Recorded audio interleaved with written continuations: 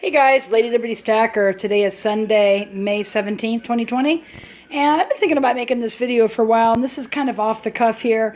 Hubby went out and made an errand, and I can't make videos very well in the daytime because he blasts the TV, and he's always watching TV. He's retired. And but anyways, the subject of this video is, what is your go-to cast iron, and where do you keep it, and what do you use it for?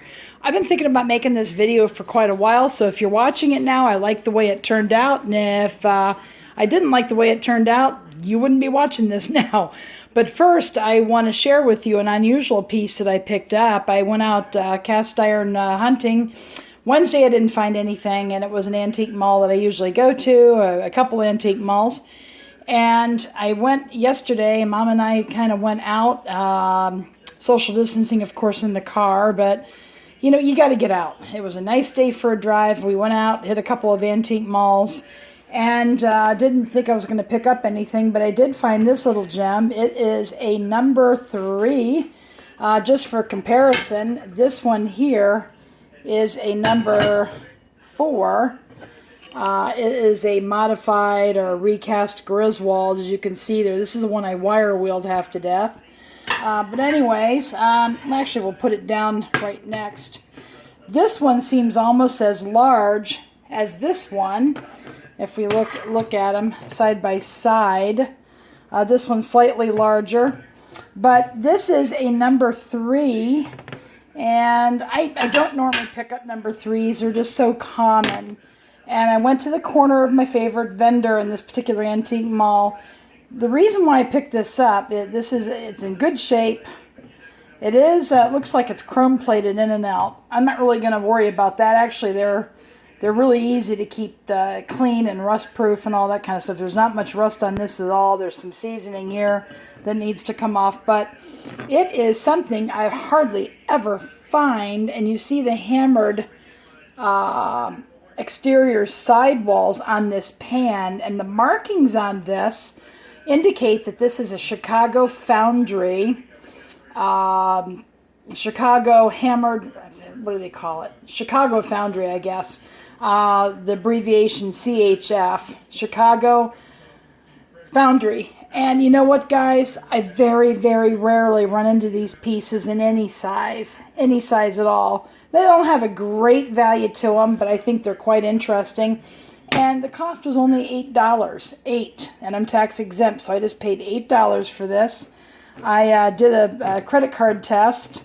I did a crack test, but you don't even have to worry about that because you can actually see that there are no cracks on this skillet, just a little bit of rust.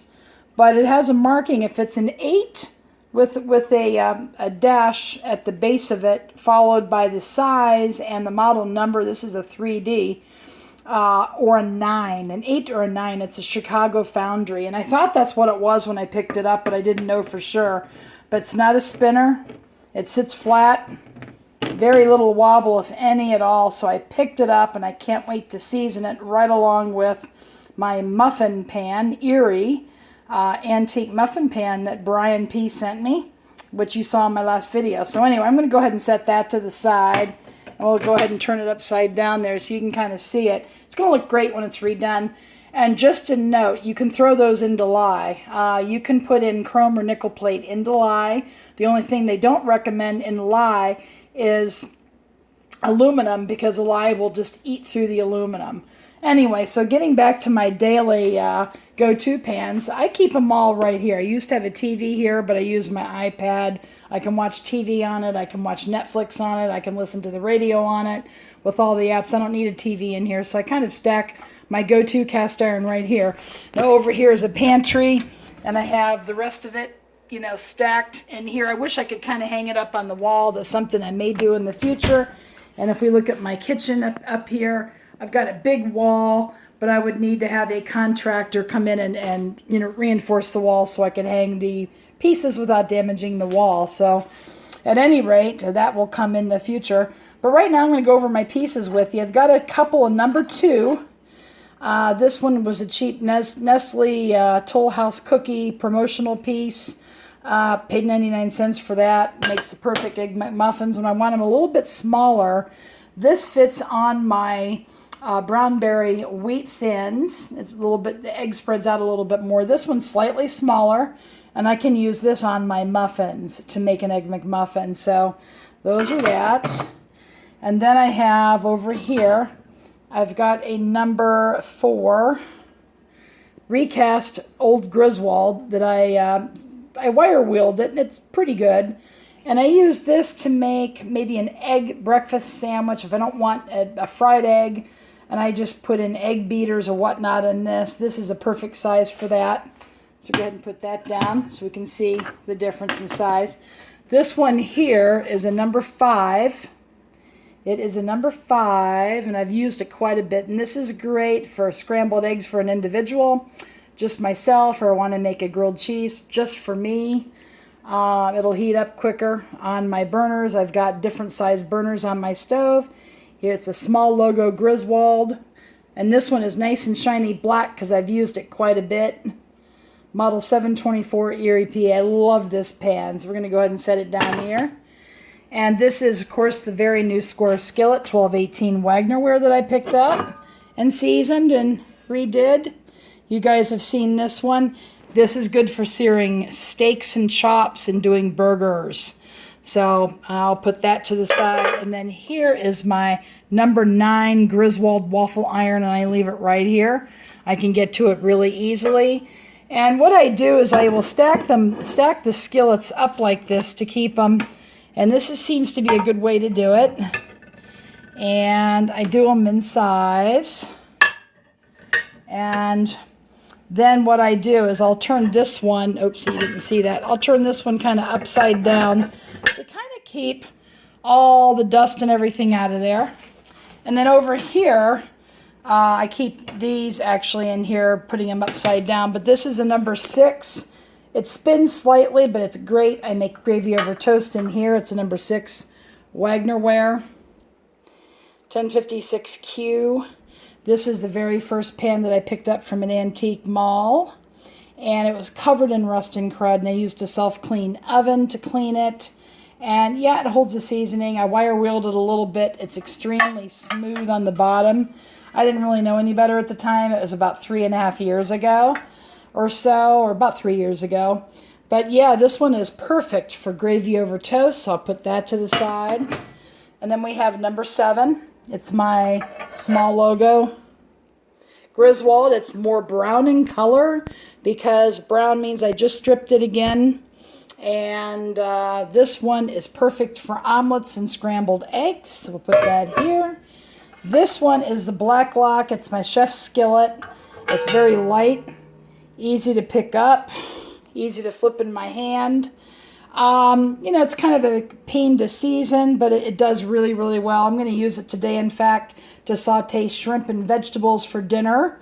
And I'll leave that one out. And then here, I used to use this for, I actually use this for roasting vegetables. It's my number 9. It's a chrome-plated Wagner. Not on the inside, just on the outside. Chrome-plated.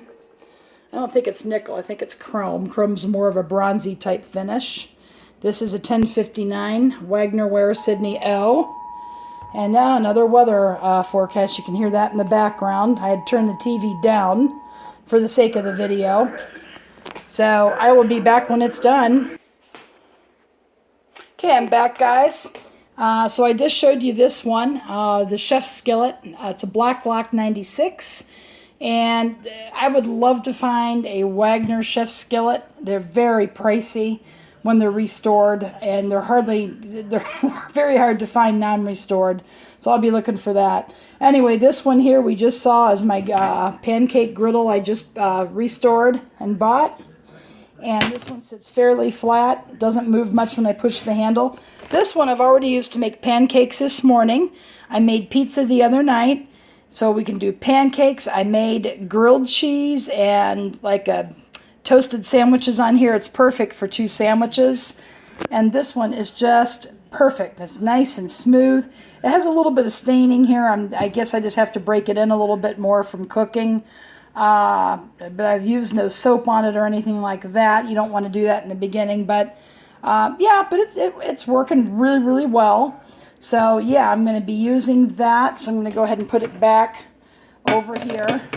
I'm not going to be using it today, so I'm going to go ahead and put it back over here. And I'm going to have to be restoring this one. I'm going to do that in a video coming up with the muffin pan and doing a lye bath and such, so stay tuned for that. And then here, I'm going to go ahead and put this on my stove. And it's got 3 different burner definitions over here. And I can decide, you know, what I'm going to do. This one here will be perfect. Chef's skillet will be perfect for the second, the middle one. This one I'm going to use to boil, you know, broil some of the vegetables, steam some of the vegetables, and we're going to have shrimp and vegetables. And we're going to use up our leftover rolls that I made with my muffin pan the other day. Anyway, I would film that, but you guys are not really interested in cooking videos, so I'm going to show you my other instead. Anyway, what are your guys' go-to pans? Where do you keep them? What do you use them for? For anybody new that's cooking to cast iron, maybe this information can be helpful to you. You probably want to have a little number 3 or so to do individual things, a number 5, a number 8. But believe it or not, none of these are technically a number 8. This one's closest in size to a number 8 is roughly about 9-10 inches across. Perfect though, because it has the sloped side walls for stir fries. So we're going to use that one today.